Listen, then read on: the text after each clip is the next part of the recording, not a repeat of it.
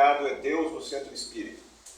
E nós vamos basear a nossa apresentação, os nossos argumentos, no livro do nosso amigo Herculano Pires. Infelizmente eu deixei no carro, eu precisei vir com outro carro, então eu acabei me esquecendo, eu queria mostrar, é um livro muito importante. Herculano Pires hoje está desencarnado, mas trabalhou muito nesta encarnação que ele teve esse nome, na área do jornalismo. Ele foi jornalista, ele foi escritor, ele foi mestre em educação, dando aulas na Universidade de São Paulo, que agora não me recordo o nome.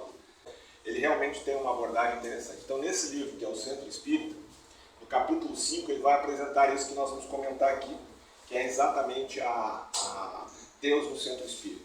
E esse tema pode parecer assim meio fora de contexto, mas nós vamos ver que não. Por quê? Ele mesmo, na introdução do livro, ele vai explicar qual é o papel do Centro Espírita e qual é a função do Centro Espírita, né? Às vezes a gente não para muito para refletir sobre isso. E basicamente o papel e a função, que seriam a mesma coisa, é exatamente ser a célula de difusão. Célula quer dizer o local menor, né? Para difundir. Difundir é compartilhar, é espalhar, é apresentar a doutrina espírita para quem tem interesse de conhecer o espiritismo, mas também exercitar a doutrina espírita. E ele escreve esse capítulo número 5, Deus no Centro Espírita, e ele explica isso na introdução, porque naquele momento em que ele vai escrever essa obra, eu infelizmente não me recordo qual foi a data da primeira edição, mas ela deve ser ali por volta de década de 60 ou 70 no máximo, realmente não me lembro, porque essa que a gente está usando, que lemos, é uma edição já mais atual, a reedição que foi feita já depois do desencarne dele, então já é algo mais atual. O que ele fala, né? Quando o Espiritismo começou a se desenvolver no Brasil, só para a gente entender historicamente, o Espiritismo surge na França pela primeira edição do Livro dos Espíritos, em 1857. Só que no Brasil, ele vai entrar já mais para o final do século, dos anos 1800. Ele vem para o Brasil mais ou menos, vem não, né? As pessoas que lá foram conhecer, foram se aprofundar, que depois vieram para começar a desenvolver, o próprio Dr. Bezerra de Menezes, que tem um papel importantíssimo neste contexto. Estamos falando aí de início de 1900, por aí. Então, naquele momento, por desconhecimento, né, e o autor, Herculano Pires, fala isso, por desconhecimento, as religiões cristãs, então veja, religiões que acreditam em Jesus, que trabalham com Jesus como sendo um modelo e guia, assim como o Espiritismo faz. Mas mesmo assim, por desconhecer o que realmente era o Espiritismo, qual era a proposta do Espiritismo, essas religiões divulgaram equivocadamente que o Espiritismo era uma invenção do diabo. Então, Herculano Pires vem para trazer de forma racional, de forma lógica, uma série de argumentos para demonstrar que isso era um equívoco. A começar pela própria figura do diabo, que o Espiritismo esclarece-nos que Deus não criou nenhuma figura para trabalhar, para se dedicar ao mal, como é a personificação que todos nós temos desta figura. Mas que sim, encontramos muitas criaturas, né, no nosso planeta que se dedicam às questões do mal. Mas o Espiritismo vem nos explicar, com lógica, que, primeiro, o mal é o desconhecimento da lei de Deus, que é a fonte de todo bem. E que, por ser provisório, temporário, porque nenhum mal é eterno, né?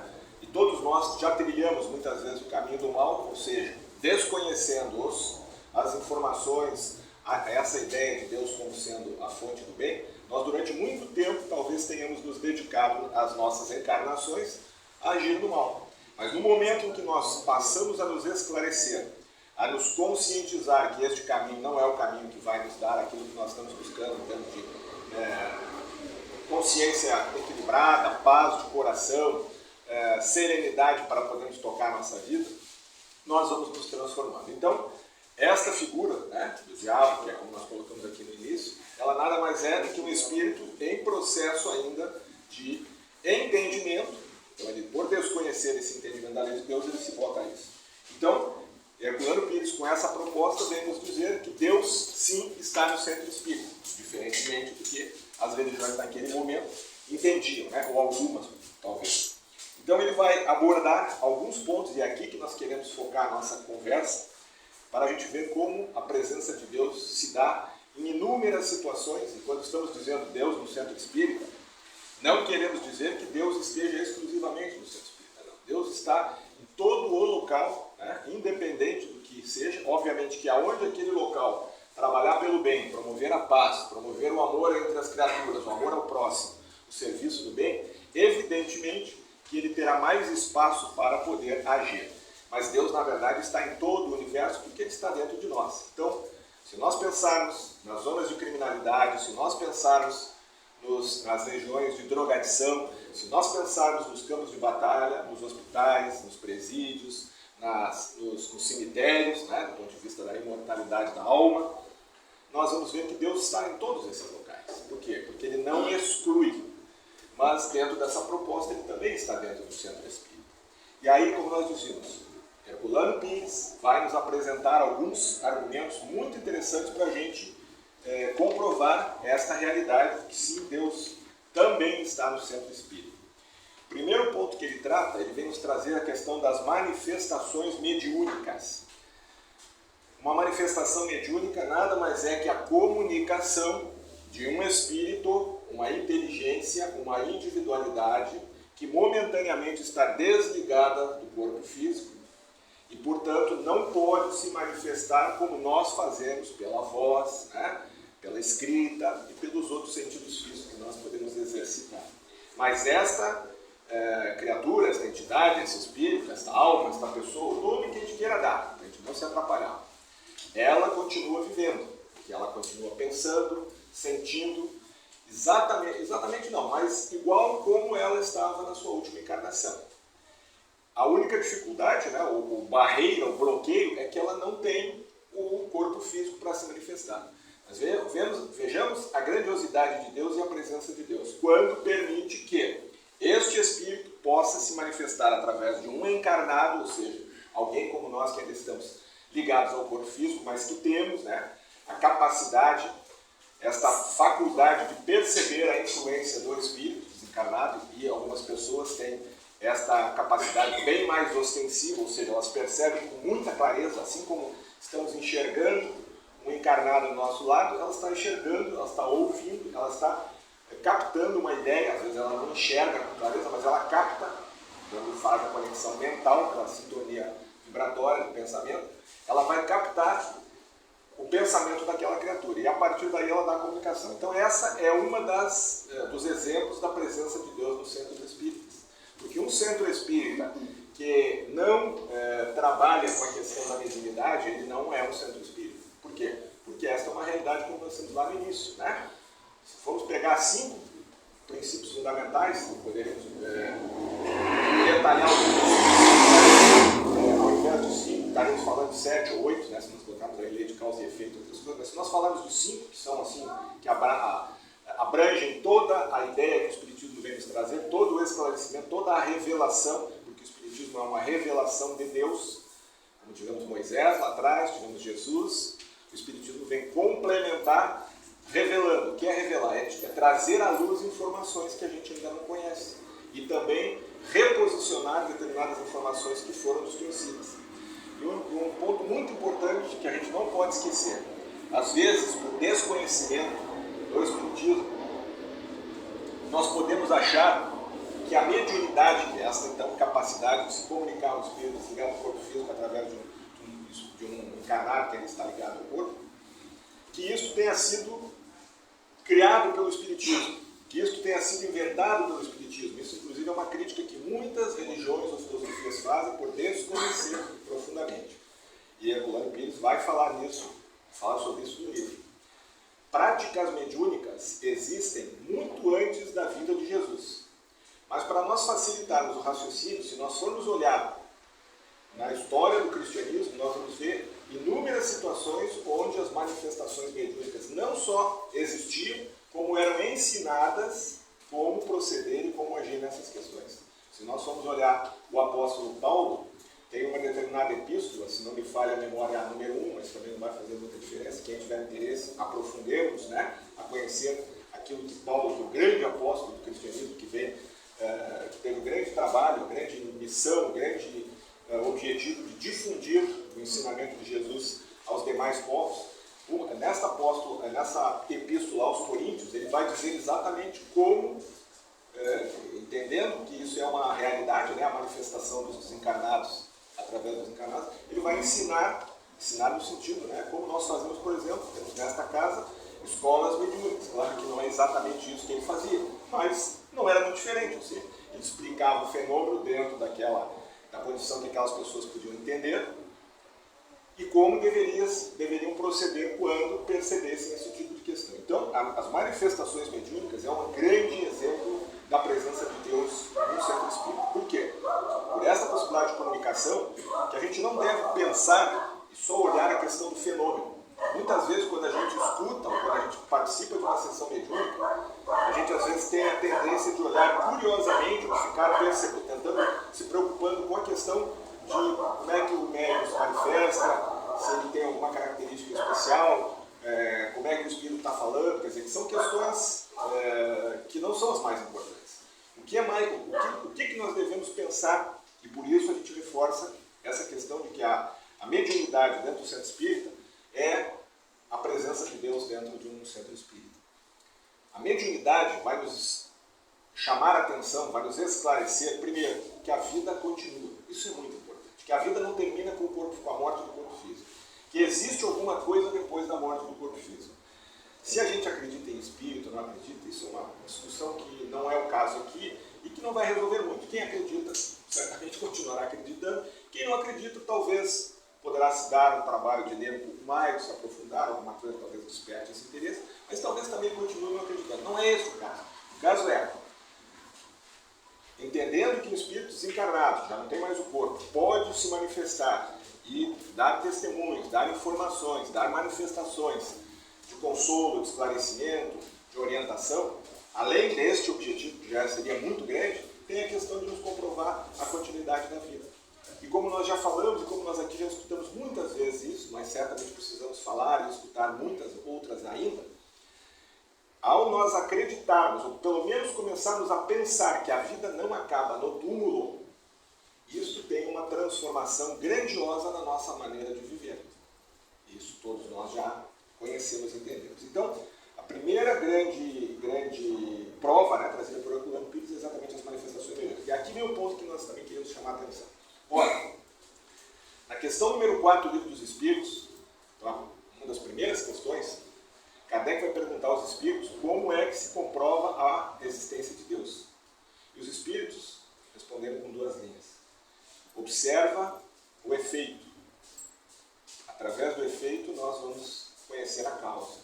Se um efeito é inteligente, é porque a causa tem que ser inteligente. Ora, se nós percebemos que a vida continua além da morte, que existe um princípio inteligente que antecede a criação do corpo físico, porque o espírito é anterior ao corpo físico, e sobrevive à morte desse próprio corpo físico, isto é um efeito inteligente, né? Porque tem a consciência, tem o pensamento contínuo, tem o discernimento para discernir a questão de bem e de mal, e portanto do livre-arbítrio. Isto é inteligente, é um efeito inteligente que pode se manifestar através de uma outra criatura que ainda esteja ligada ao corpo físico. Agora, se isso é um efeito inteligente, eu acho que todos nós concordamos que seja, né? Obviamente a sua causa, que é Deus, causa primária de todas as coisas, como também está colocado na resposta à primeira pergunta feita por Kardec, que é Deus, no Livro dos Espíritos, causa primária de todas as coisas. Então, efeito inteligente, causa inteligente. Um outro exemplo da presença de Deus no Centro Espírita, trazido neste capítulo 5 desta obra que estamos referindo, de Herculano Pires. A ação dos espíritos superiores em benefício de seus irmãos, olha a expressão, irmãos, né? Aí já nos iguala, nos horizontaliza, no sentido de que realmente somos criaturas iguais em termos de estágio de aprendizado, de caminhada evolutiva, mas diferentes, porque somos individualidades. Mas então, a ação dos espíritos superiores em benefício de seus irmãos e semelhantes, né? Seria a mesma coisa, em dificuldade, comprovando a lei do amor. Vamos refletir um pouquinho sobre isso. Quando nós entramos, para nós ficarmos nesta casa que todos nós de alguma maneira conhecemos um pouquinho, mas isso se dá em todas as casas espíritas que têm esse tipo de orientação. Por isso são consideradas espíritas. Quando nós entramos aqui e nós participamos de todas ou de algumas atividades que essa casa nos oportuniza, são muitas que nos oportuniza, nós sempre estaremos neste contexto de espíritos superiores que não são aqueles de nós que estão atendendo aqui. Nós, tanto quanto os assistidos, somos criaturas em evolução. Mas esse trabalho, como nós sempre relembramos, né, ele não se restringe àquilo que a gente está vendo aqui fisicamente.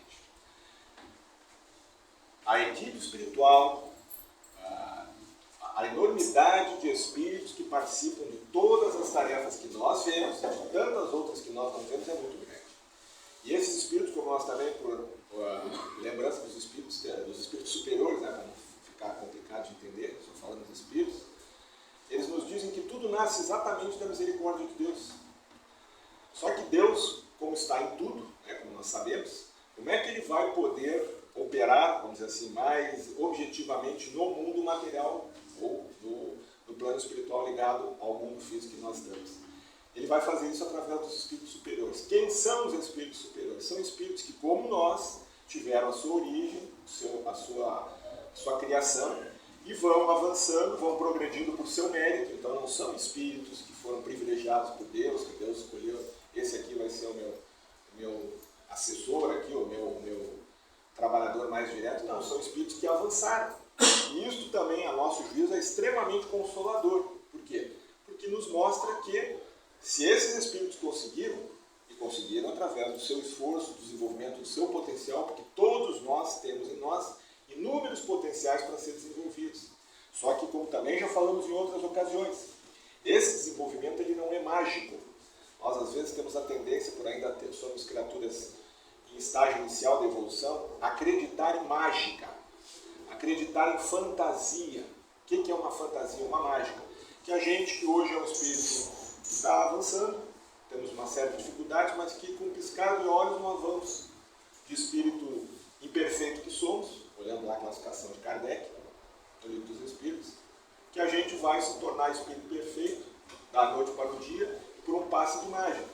Deus vai escolher lá um grupo e vai transformar. Isso não existe. E nós temos que entender isso. E mais do que tudo, temos que aplicar isso na nossa vida. E às vezes a gente tem dificuldade de entender isso, e a gente concorda que isso não é tão simples de entender, mas aí o que Deus nos coloca? Nos coloca a natureza para a gente poder ver que isso, na verdade, é comum a todos os reinos da natureza. Por quê? A natureza não dá saltos, a natureza não tem mágica, a natureza tem processos, e nós fazemos parte da natureza. Então, também temos processos para evoluir. Querem ver o processo da natureza? Plantamos a semente lá numa cova, né, na terra, e ela vai desenvolver a partir de determinadas condições. Muitas sementes não vingarão, por N razões. Outras sementes vão vingar e vingar muito bem. Mas este vingar, né, ser bem sucedida no seu processo, vai demandar delas também sacrifício, às vezes até dores, né? Porque a gente vê todas as situações que a natureza passa. Então, essa questão de que os espíritos superiores trabalham, ajudam, amparam, esclarecem a nós dentro das casas espíritas é, sem dúvida nenhuma, um grande exemplo da presença de Deus dentro do centro espírita. Outro exemplo que ele dá aqui, que também nos parece bem interessante, é a questão de que no centro espírita nós vamos ter a oportunidade, então veja, isso não é determinante, vai depender da nossa atitude, mas nós temos essa oportunidade todos os dias que nós viemos aqui. A oportunidade de nos reunirmos como criaturas com o mesmo objetivo. Que objetivo é? Pela lógica e pelo esclarecimento do Espiritismo, nosso propósito é tornarmos pessoas melhores. De novo, a gente não criar barreira, que eu não acredito em espírito. Então, o camarada lá falou que é para a gente se tornar espírito melhor, mas eu não acredito em espírito. Não tem problema. Pessoas melhores. Este é o grande objetivo. E toda vez que nós viemos a uma casa espírita, a nossa reunião, o nosso encontro aqui tem esse objetivo, de nos tornarmos criaturas melhores. Como? Através exatamente do desenvolvimento desses inúmeros potenciais que nós trazemos dentro de nós.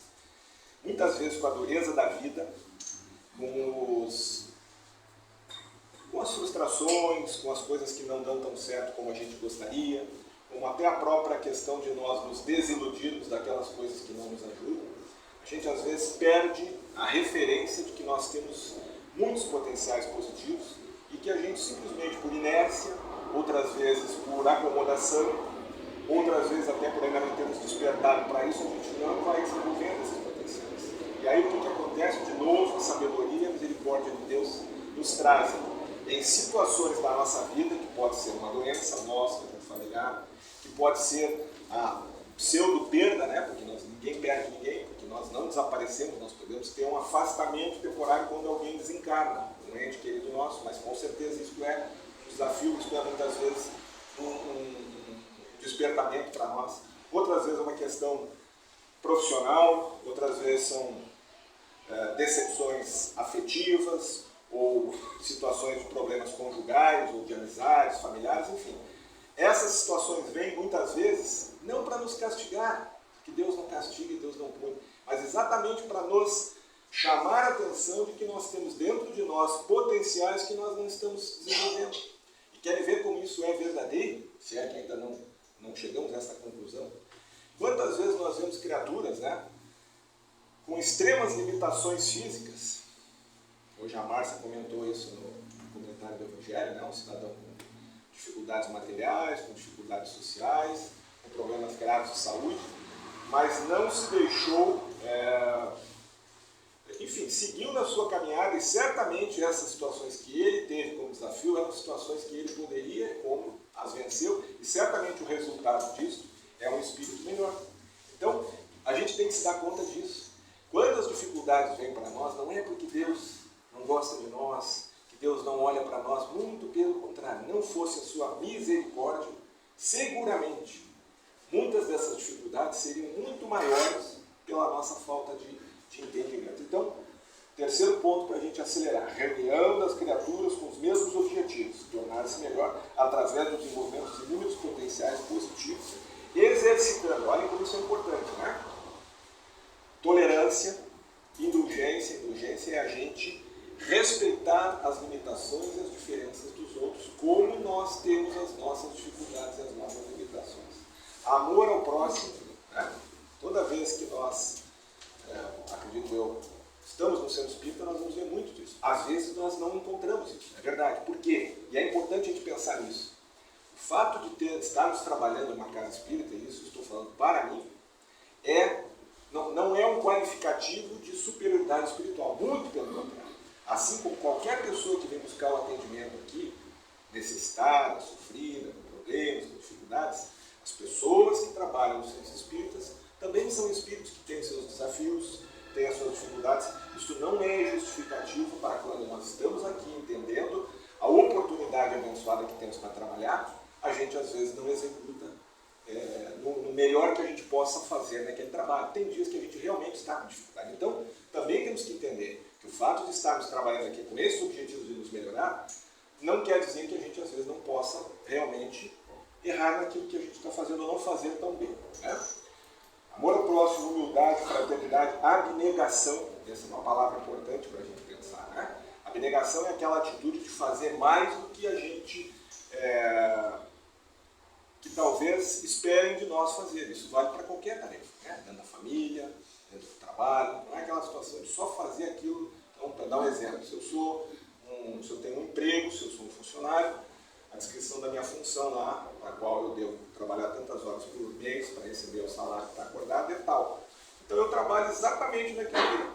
Não trabalho um minuto a mais, não me dedico nada mais do que aquilo. Na realidade, eu não estou fazendo nada errado, sob o ponto de vista legal e material, porque eu estou cumprindo aquilo para o qual eu me comprometi com quem me assalaria. Mas a abnegação vai além, e aí vale isso também para as questões dentro de uma casa espírita, né? Ou seja, se a gente está vendo uma dificuldade, um problema, uma situação qualquer que seja, a gente tem que trabalhar tendo o bom senso, o entendimento daquela questão e principalmente tentando fazer o melhor que nós possamos, além daquilo que seja o que estão esperando de nós para realizar. O quarto ponto, muito importante, que caracteriza, que exemplifica que Deus está no centro espírita, é a questão da inclusão.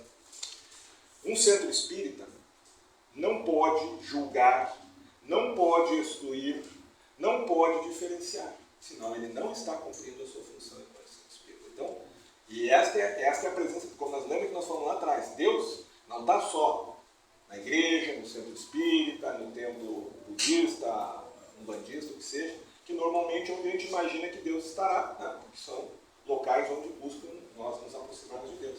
Mas Deus também está onde está a dor. Acho que já foi falado aqui, para a gente não se estender, mas é importante esse exemplo.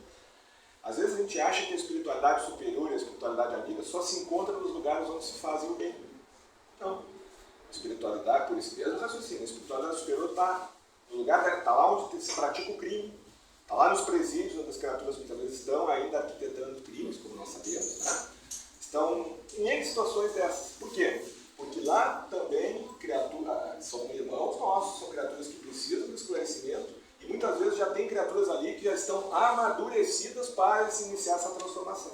Então, se não tiverem espíritos superiores, bons espíritos, espíritos abnegados para ajudar essas criaturas a iniciar essa transformação, isso não acontece. Então, inclusão de todos, sem distinção, sem julgamento, porque o Espiritismo, na sua feição religiosa, é o Evangelho de Jesus trazido aos nossos dias. E Jesus não julga, não julgou e não julga, porque ele continua conosco, e espera de nós que nos dizemos cristãos, que nos dizemos seguir a Jesus, que nós ajamos, ou tentemos pelo menos agir, a sua imagem e semelhança. Por isso ele é o nosso modelo e guia.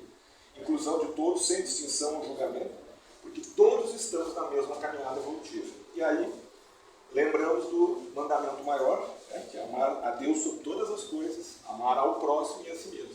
E veja que esse mandamento é tão bem feito, tão perfeito por isso. Jesus diz que a lei está resumida nele, resumida a maneira de dizer, para facilitar o nosso entendimento, que as coisas não são complexas, que as coisas são simples, mas simples de, talvez, assimilar. A dificuldade está em executar, dependendo da capacidade evolutiva de cada um de nós. Jesus diz exatamente isso. Amar a Deus, amar ao próximo e amar a si mesmo. Não há como nós amarmos a Deus sem amarmos ao próximo e sem amarmos a nós mesmos. Da mesma maneira que se eu não me amo, o que é me amar? Não é narcisismo. Narcisismo é aquela postura da gente se olhar no espelho e achar que nós somos a melhor criatura do universo. Não é isso que Jesus diz de amar a nós mesmos. Jesus diz que amar a nós mesmos é nós aceitarmos aquilo que nós somos hoje, mas não a aceitação passiva e que nos paralisa, mas aquela que nos diz, olha, isso é o que eu sou hoje, na minha caminhada, na minha evolução, mas eu já sei que eu tenho capacidade e potencial que eu preciso desenvolver e que a vida me ajuda diariamente nos desafios e tem inúmeras criaturas me ajudando nisso, encarnadas e desencarnadas, mas o trabalho é meu.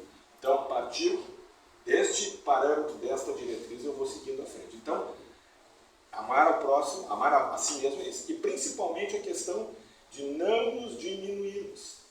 Às vezes a gente perde muito tempo porque a gente não acredita em nós mesmos. Tem uma grande diferença entre nós sermos orgulhosos, vaidosos, prepotentes e nós não acreditarmos em nós. Quando Jesus nos diz fé em Deus, mas fé em nós mesmos também. Exatamente em cima desses potenciais do entendimento que fomos criados de sua imagem e semelhança. E para finalizar, entendendo isso, que o nosso propósito fundamental, onde quer que seja, não só dentro da casa espírita, mas como hoje o tema foi esse, Deus dentro da casa espírita, que a gente sempre tenha a noção clara de que nos melhorando, sendo criaturas melhores, naturalmente nós estaremos contribuindo para a melhoria do planeta. E às vezes a gente inverte essa lógica. A gente quer transformar o mundo e que o mundo se transforme radicalmente das coisas que nós todos sabemos que ainda não são boas para coisas melhores. Mas isso não vai se dar de novo por decreto, isso não vai se dar por transformações agressivas, da natureza. Esses fenômenos naturais eles acontecem de tempos em tempos dentro de um processo de transformação. Mas não é essa a transformação. A transformação é interna. A mudança da nossa natureza para sermos efetivamente criaturas que buscam implantar o reino de Deus em si